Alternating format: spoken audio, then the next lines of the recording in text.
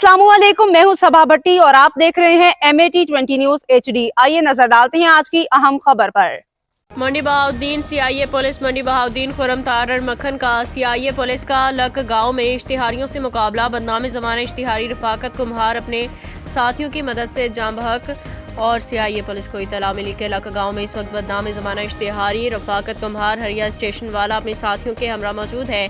CIA police मंडी बहाउद्दीन ने crime fighter officer Khurram Tarar मक्खन की सरबराही में थाना पालिया पुलिस समेत रेड किया तो इश्तिहारियों ने पुलिस को देख के फायरिंग शुरू कर दी। पुलिस मुकाबला की इत्तला मिलते ही पुलिस की हाई कमान मौका पे पहुंच गई। पुलिस मुकाबला के दौरान इश्तिहारी रफाकत कुम्हार अपने ही साथियों की फायरिंग का शिकार होकर जाम बहक हो गया, जबकि बाकी इश्तिहारी अंधेरे का फायदा उठाते भागने में कामयाब। पुलिस का कहना है कि इंशाअल्लाह बाकी इश्तिहारियों के खिलाफ भी कार्रवाई जारी है, उनको भी पकड़ के कानून के मुताबिक कार्रवाई होगी। मोहम्मद रशीद भट्टी, ब्यूरो चीफ, MAT20 न्यूज़, मंडी बहाउद्दीन।